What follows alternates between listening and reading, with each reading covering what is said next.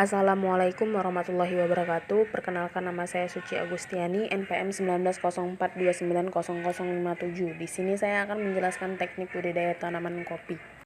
Sejarah tanaman kopi. Tanaman kopi atau Cavea sp bukan tanaman asli Indonesia, melainkan jenis tanaman berasal dari benua Afrika.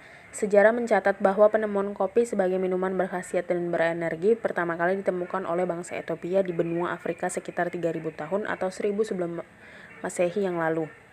Tanaman kopi dibawa ke Pulau Jawa pada tahun 1696, tetapi pada waktu itu masih dalam taraf percobaan. Tanaman kopi merupakan komoditas ekspor unggulan yang dikembangkan di Indonesia karena mempunyai nilai ekonomi yang relatif tinggi di pasaran dunia. Cara penyemaian biji kopi pada bedengan. Sebelum dilakukan penyemaian, biji kopi di bedengan disiram air sampai jenuh atau merata menggunakan gembor. Penyemaian dilakukan dengan cara membenamkan biji pada bedengan sedalam kurang lebih 0,5 cm.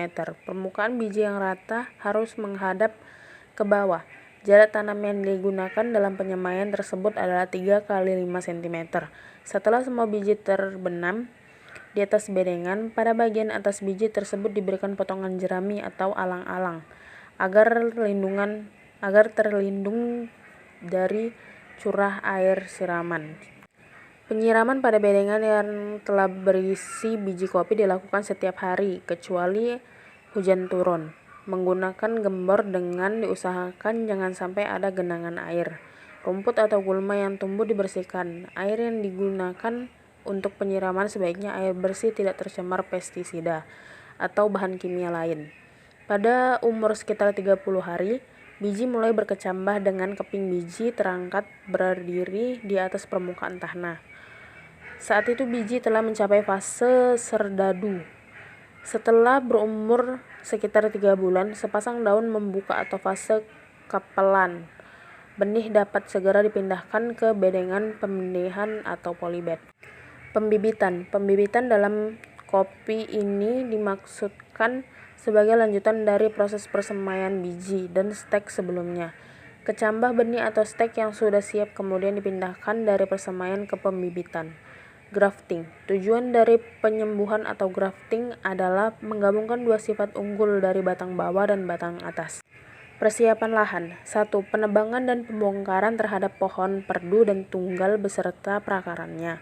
2. Pemupukan kayu dan serasa atau sisa-sisa tanaman perdu dan tunggal ditumpuk pada satu tempat di pinggir kebun atau disusun secara rumpukan memanjang sepanjang jalur mati. 3. Penataan pohon pelindung atau 200-500 pohon per hektar, ditata dalam arah utara sampai selatan. 4. Pembersihan gulma dapat dilakukan secara manual menggunakan cangkul, arit, dan parang, maupun kimiawi menggunakan herbisida sistematik atau kontak tergantung jenis gulmanya serta terbatas dan bijaksana.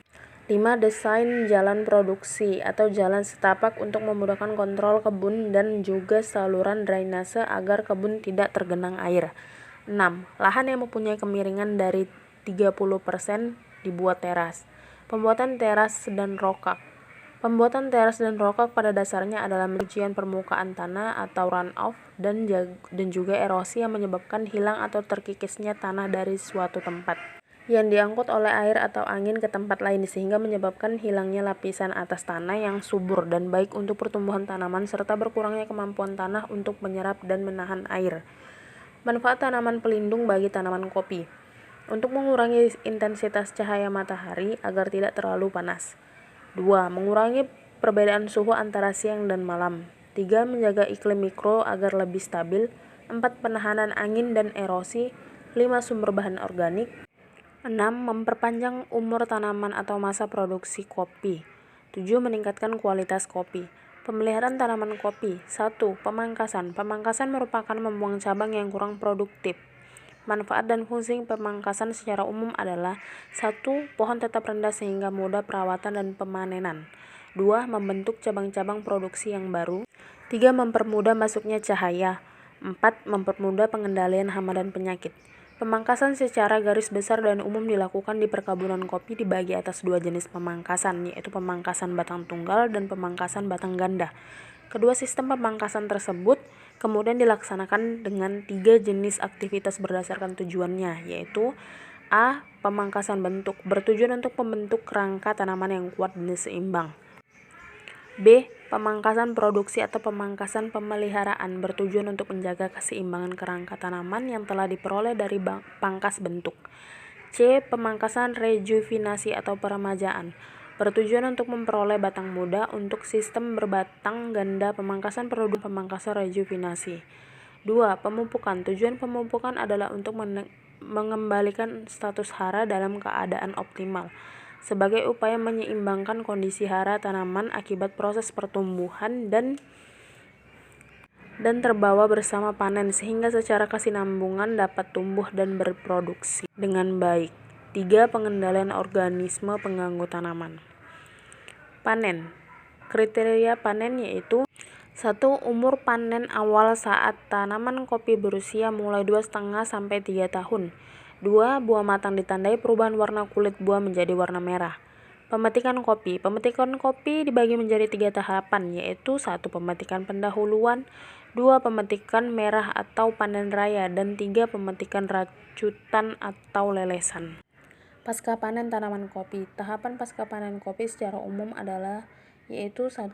Panen, 2. Sortasi, 3. Pencucian, 4. Fermentasi, 5. Pencucian lendir, 6. Pengupasan kulit kopi, 7. Penjemuran kopi 1-2 hari sampai kadar air kurang lebih 40%. 8. Pengupasan kulit cangkang atau endokap. 9. Penjemuran biji sampai kandungan air 11-13%. 10. Sortasi biji kering dan pengemasan atau green bean. 11. Penyimpanan. Sekian presentasi dari saya, lebih dan kurang saya mohon maaf. Wabillahi taufiq wal hidayah. Wassalamualaikum warahmatullahi wabarakatuh.